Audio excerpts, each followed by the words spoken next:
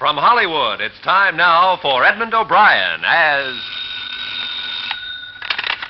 Johnny Dollar. This is Bill Hudson, Johnny. Grand Industrial Assurance. Remember? How could I forget? Whose assembly line busted down this time? It's steel, Johnny. Cornell Steel, Pittsburgh. Lots of so-called accidental deaths from the open hearth furnaces. Frankly, it smacks of murder to me. Could be hot work. I'll bring my sweatshirt. When's the next plane for Smokeville?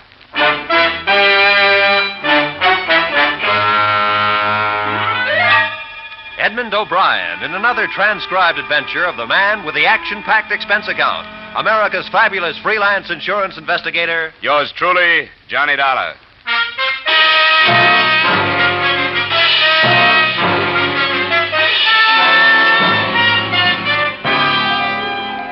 Expense account submitted by Special Investigator Johnny Dollar to Great Industrial Assurance Corporation of America, Hartford, Connecticut. The following is an accounting of my expenditures during investigation of the dead first helpers. Expense account, item 1, $83.24 plane fare to Pittsburgh, Pennsylvania, a land of chimneys and open hearth furnaces where I met Supervisor Joel Barrett. 5 men in a single month, Mr. Dollar. All of them first helpers. What's a first helper? Well, it goes like this.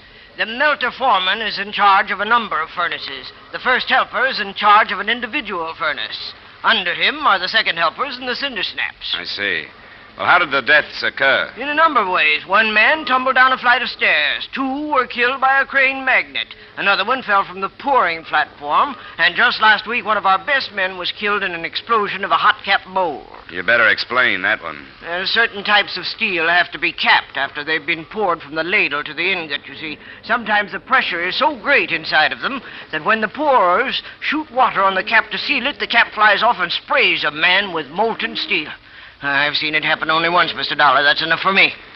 Any connection between these deaths? How do you mean? I mean any common denominator, anything that could provide a motive for murder. None that I know of, except for the fact that all the men had been with us for a long time, 15 or 20 years. Just the boys who know their way around, eh? That's what's so strange, Mr. Dollar. None of them have ever been found to ignore safety regulations. Uh-huh. How do you plan on proceeding? Well, it's been my experience that plant investigation from the outside is pretty often a waste of time. The men are on their guard. You want to go right to work in the shop? What did you say they call the lowest man on the open hearth furnace? Cinder snap. Well, you break out the overalls, Mr. Barrett. We'll see how good I am at snapping cinders.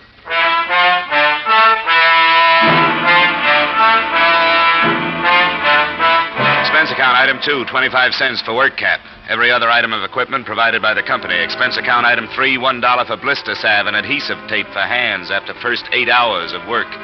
Expense account, item 4, 75 cents for liniment for back after second 8 hours of work. Expense account, item 5, $10 first union fees, United Steelworkers CIO. Footnote, the 4th day on the job is the hardest. Dollar! Yeah! Silicon! What? Silicon! Wheelbarrow, come on! Right! Move! Dollar! Yeah? Get on the rod. They're tapping 12. Rod? Get on the rod. Right! Dollar! Yeah! Where's the silicon? Well, I gotta get on the rod! Well, get to the rod, the silicon, and we're banging it. You're what? Hurry up! Dollar, get on the rod. Get on the rod.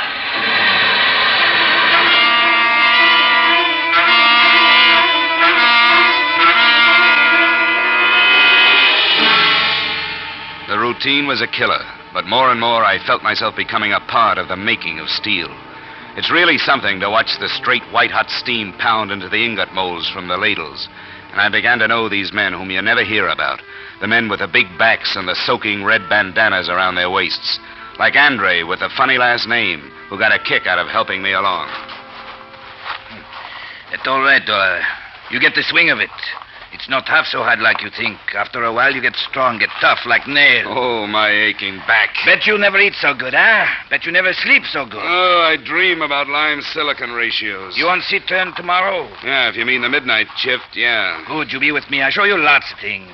Well, I don't mind the work, but frankly, I'm scared. You work good. They no fire you. It's not that, Andre. I mean cranes and scrap cars and ladles of steel 3,000 degrees hot. You learn how to go around. You have no trouble. You remember the rule, you have no trouble. You'll be fine. Maybe, but some of the boys were saying that 5 men died in the last month. And boys that should know how to get around. Right, Andre? Accidents always happen. Fools, the old ones, they are the careless ones. They think they know so well the rule, and they slip and poof. Yeah, you said it. Poof. But sometimes it isn't so easy to make friends in a steel mill. Sometimes, no matter how hard you try, you know that you've lived too soft a life to ever get information from a steel man like Joe Poland. I found him in the company cafeteria. Where do you come? Chicago. You no look Chicago. What do I look? You look from office building. Where you work before? Office building. Your hand like baby, soft like milk. How'd they take you? Guess I've got an honest face. What? Skip it. Eat your soup. It's getting cold. Yeah.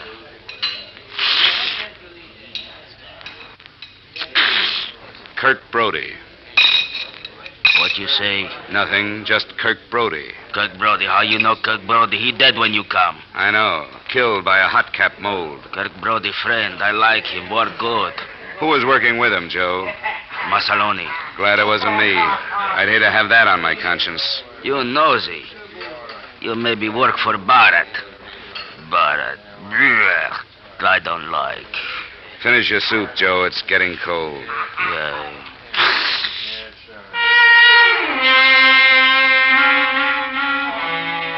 But then there was Fred, another first helper, who helped me understand the general feeling about Mr. Barrett. You'll learn what it's like, Dollar. You married? Not yet. Well, if you were married and maybe had a couple of kids, you'd find out. You'd lie awake at night and you'd wonder, will it be me?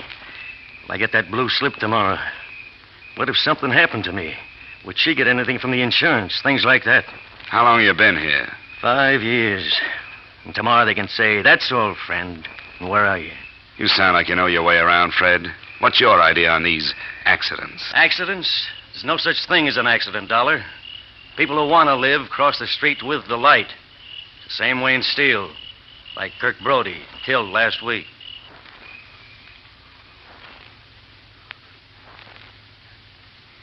I decided to pay Kirk Brody's widow a call. But there was so little to go on, I had nothing to lose. She lived in a cold water flat. There was still a black wreath in the door.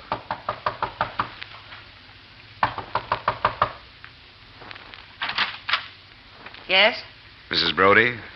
That's right. I wonder if I could see you for a moment. I'm with Cornell Steel. Come in. Won't you sit down? Thanks. My name is Dollar. I'm investigating the accidents that occurred in the open hearths, Mrs. Brody. I'm sorry to trouble you about it, but there are some things I have to know. Kirk was the last one. It happened 3 weeks ago, is that right? Yeah. 3 weeks ago, Tuesday. On the accident report, it said he was killed when a hot cap blew off a mold. I knew it would happen, Mr. Dollar. I knew it would happen. It was as if I could have stopped it. Oh, Kirk was always careful, always. Only that day when he left the house, I had a feeling something was going to happen. I said, Kirk, please be careful. He smiled. It was the last I saw. I won't trouble you any further, Mrs. Brody. Oh, no. I want to tell you what's happening, Mr. Dollar. I'll tell you what it is. It was this way with Kirk. It's this way with the others. It's their jobs. They're scared for their jobs. If you want to investigate, you want to investigate Barrett. He's the one to investigate.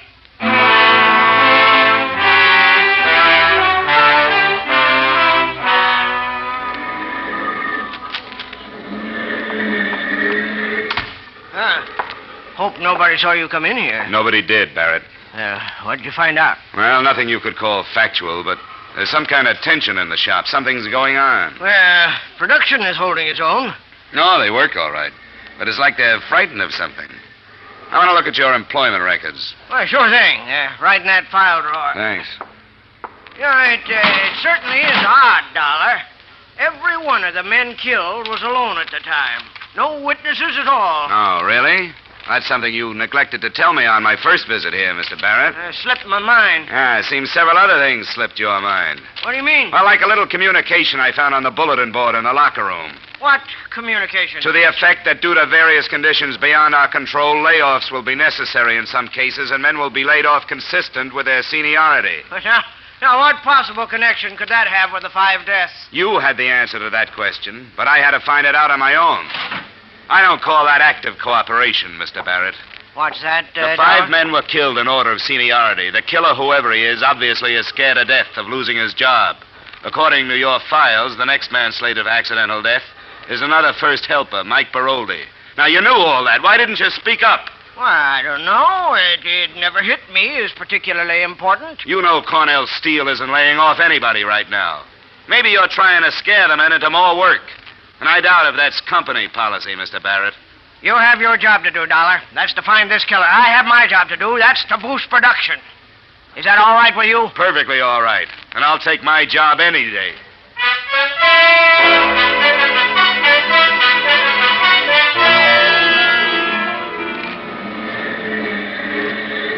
Mike!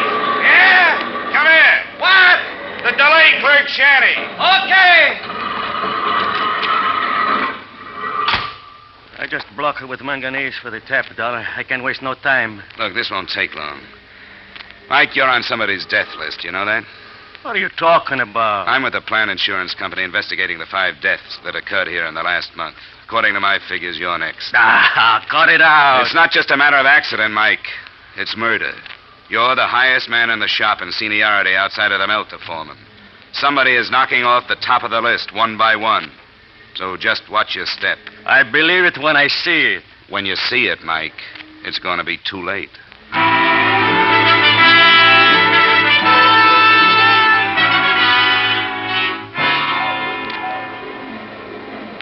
That night, toward the end of the shift, must have been about 6 in the morning, Mike was cleaning cinders from the furnace floor on the tap hole side. I was making it my business to keep an eye on him. He was sweeping the cinders off the platform down into the empty ladle pit 30 feet below. As a first helper, it wasn't his job, but Mike was like that. Suddenly, from the other side of the furnace came the huge figure of a man in an asbestos cloak and hood over his head and body. Mike turned, and a look of terror came into his face. I started for him, but too late. Whoever it was picked Mike up, held him aloft for a split second, and hurled him to his death.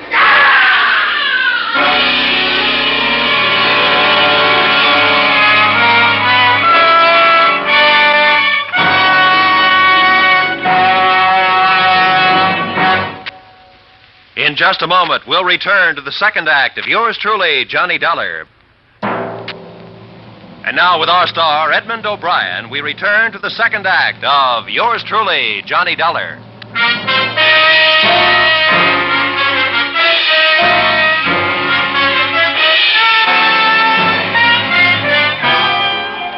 They gathered around the body of Mike Baroldi, and I gave chase to the killer.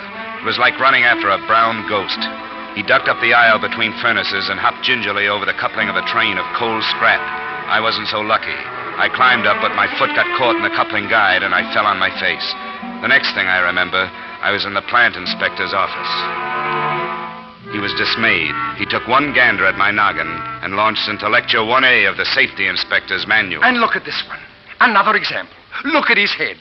You're lucky to be alive. What rule did you break? Section 3, Code 2. Don't you be funny with me.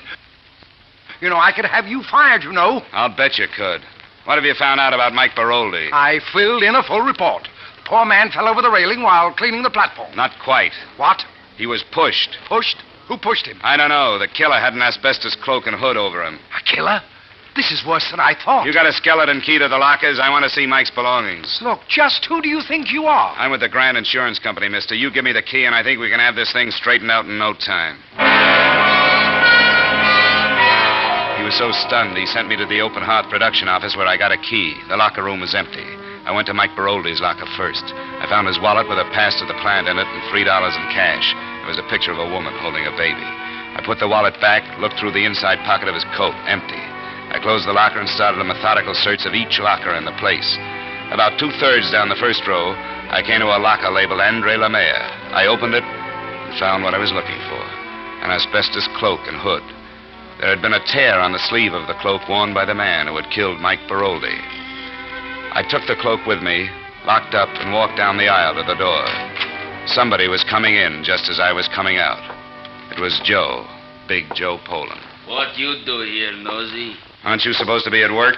I feel sick. Where's Andre? Andre work. Number 10? Like always, number 10. You nosy fella. I got nosier. Did you ever see this asbestos cloak before? Sure. It used to blow a topple when they put out new heat. You seen it lately? Like on somebody? Sure. Andre, he have on coat. When? Before. Before what? I don't know. Before. All right, thanks, Joe. See you later. Yeah. You tell Andre Joe's sick. Joe go home. I'll tell him, Joe. Hey, wait. Inspector say Mike Baroldi pushed from rail. That's right. How he know? I told him. How you know? I saw it. You see Andre push Mike, huh? What makes you think it was Andre? Andre bad fella. He don't like this Mike. Always make trouble for this man. And you don't like Andre? Sure I don't like Andre. Why you think I tell you? Did you see Andre? I see him go to furnace where Mike is. Stomach too big. You go on home, Joe. You don't look so good. As far as I was concerned, there were two main possibilities, two big boys. One was Joe Poland. The other was Andre Lemaire. I stuck the asbestos cloak that I found in Andre's locker in the production office where I could get to it later. The sun had come up, and Andre was standing there, enjoying the fresh air before going down to the locker room. Hello, Dollar. It's a beautiful day. Yeah, it is. It's a beautiful day. That man should have to bury himself in this dirt and filth when all the world is so beautiful. That is the shame, no? Yeah, that's right, Andre. You going home now? Yeah, I go home now, yes. Oh, I have wonderful suggestion. Wonderful suggestion. You come home with me, huh? We have good French meal. You like good French food? Yeah, sounds great. Your wife won't mind? Sure she mind, but who cares for the wife? Ah, come.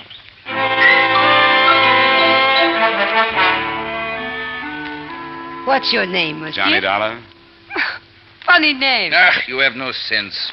Woman, you do not tell a man he has funny name. Oh, I'm sorry, monsieur. Oh, think nothing of it. You work at mill? That's right. He will make a wonderful worker. A very good man because he use his head. Oh, I forget, Marie.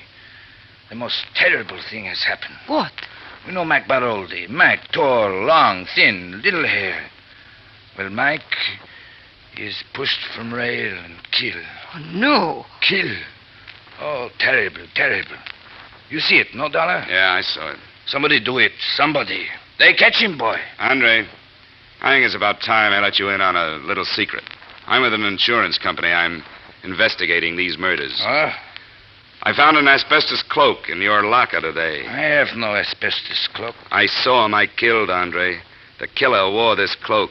The cloak was in your locker. Maybe you'd better take it from there. You say I killed Mike? You tell me this? I take you to my house. You say terrible things to me like this. You lie to me. You say you are friends of mine. You leave. You leave. Leave!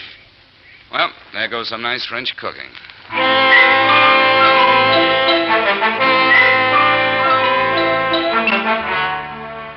Expense account, item 6, 25 cents for coffee and donuts at a corner cafe. I kicked myself a couple of times for breaking out the evidence before I should have. Then I went back to the open hearth office. Barrett had just arrived. He greeted me with a frown that reminded me of the last conversation we'd had. Well, Dollar, have you found anything else? You heard what happened early this morning? About Mike, yes. I thought you had it all figured out. Well, I still haven't. I chased the killer across the shop, but he got away. I see. No, you don't see. He had an asbestos cloak and hood over him. Pretty clever fella. Yeah, and pretty big. I've got it narrowed down, but that doesn't help much. I suppose you've come to look through the files again, just so you can tell who's going to be killed next? Maybe it'll be different this time, Mr. Barrett. I think I'll just take that seniority list with me, if I may. I'm going to go home and get some sleep. How do you like the night shift? It's anything but dull, Mr. Barrett. I'll see you later.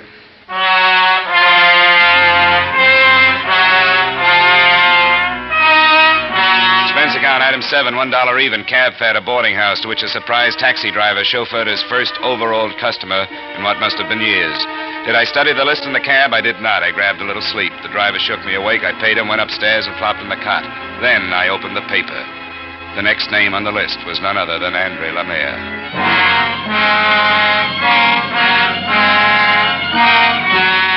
Expense account, item 8, 75 cents taxi fare. I got to Andre's in 10 minutes. I was 20 minutes too late. The police were out front.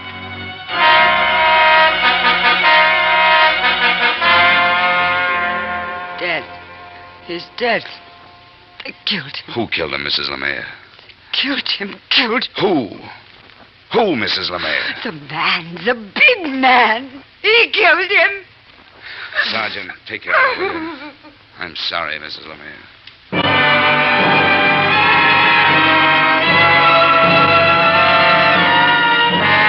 Expense account, item 8, cab fare to plant. I tried to tell myself that there was nothing I could have done, that everything had pointed to Andre. But I'd seen his name on the seniority list, right below Mike Baroldi's. I'd drawn too many conclusions. It was clear now. The asbestos cloak in Andre's locker had been a frame. Maybe insurance investigators shouldn't make mistakes, but they do. And sometimes fatal ones. I could lay the blame for Andre's death on nobody but myself. Myself and a big first helper named Joe Poland.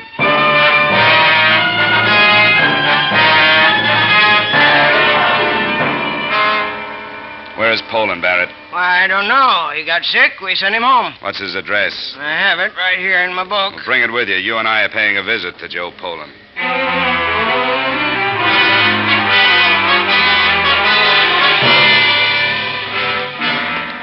I hope you have a gun, Dollar. Just in case. Knock. You better stand back.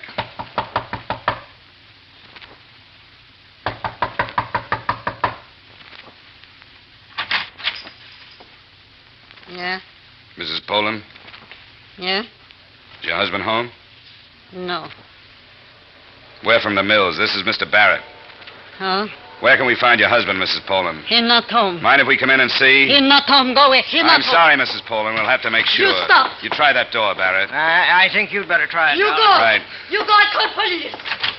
He's not here, Barrett. He's not home. I told you he's not home. Mrs. Poland, you may not know it, but your husband is wanted for murder. Murders. Yeah. Now, come on. Tell us where he is. You from Mills?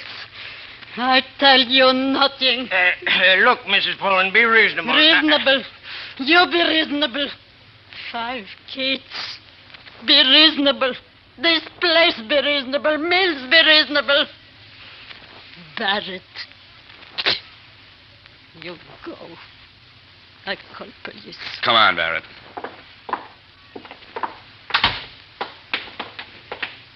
You must have a peculiar theory of management, Barrett. I've been in dozens of plants, and I've never seen anybody loved like you are. What do you do to them? My theory of management is very simple. Men work better when the pressure's on. There it is, cruel but true. I have the top production result in the plant. You can't beat that. How did you ever get off a bookkeeper's stool and into a mill? How did you ever get to be a supervisor? I'd like to meet the man that hired you. I give you 10 days as a supervisor in the steel mills, Dollar. You'd change your opinions fast. Men are no different now than they ever were. Give them an inch, they take a mile. Give them 5 minutes off, they take an hour. Let them out of your sight for a minute, and they're playing cards in a corner. You know, men are more than figures on a production chart. Could that be why you lost a lot of good first helpers, Barrett? One maniac runs loose, and you condemn the whole method. Sorry, Dollar. You've got a lot to learn about the practical management. You'd better just stick to investigation. And from the way you've messed this case up, I'd say you were the one who had a lot to learn in his field.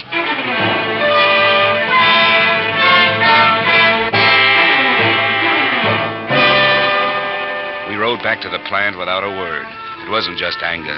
There was so much difference between us, there was just nothing to say. Barrett got off and said he'd call the police if I had proof that Joe Poland was the killer. I said I didn't have any proof and for him to call the police anyhow. I took the stairs to the furnace floor. I knew Poland would be there. I don't know how I knew, I just knew. I wandered from furnace shanty to furnace shanty. I found him at number 12. He was cleaning out the clay of the tap hole before the pour. Joe? Yeah? Take off the hood. What? Come on, Joe. It's all over. Dollar. No good, Dollar. Nobody take job away from Joe. You see the list? I on top of list now, Dollar. I top of list. Now nobody take job away. My kids, my wife, they be good now. No live bad. I get big raise now. I top of list. But no fire me, huh? Stay away shoot. The second it stopped him, then he came at me again, as steady as before. The small trickles of blood started down his chest. Stop, Joe!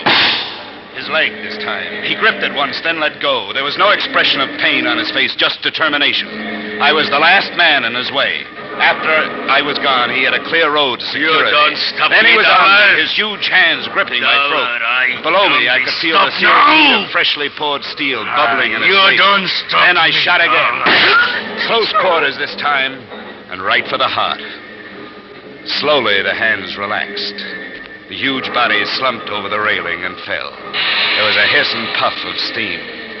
I stood up. My legs were trembling under me. I looked down, shielding my face. There was nothing to see. The slag had covered over.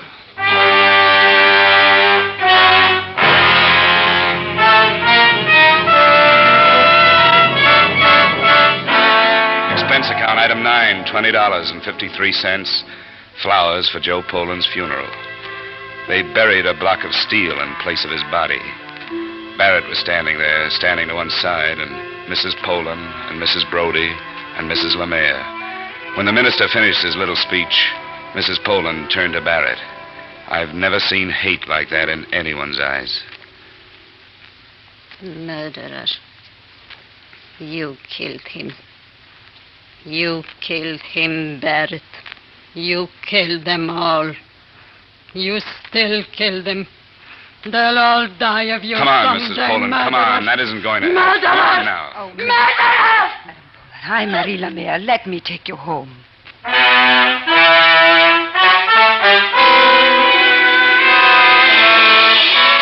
So Mrs. Poland went home with the woman whose husband Joe had killed. And I wondered, who are the murderers, and where does murder start? Though I don't like to see anyone lose his job, I like petty Simon Legree's even less. So I'm pleased to report that Joel Barrett has been replaced as supervisor. I finally concluded that if you trace a murder far enough, you get right back to anonymous. Expense account total $520.25. Yours truly, Johnny Dollar.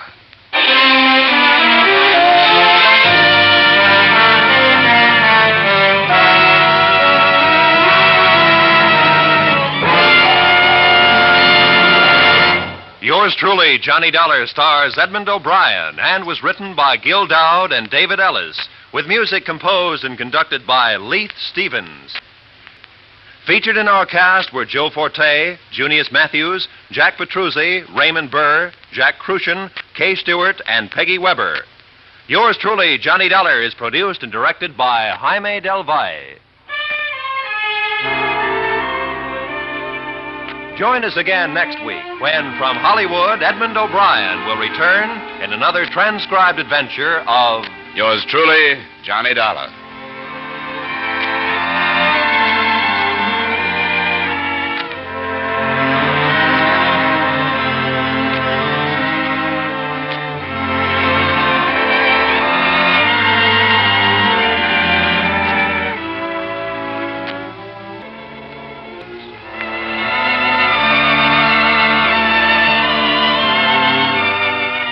This is CBS, the Columbia Broadcasting System.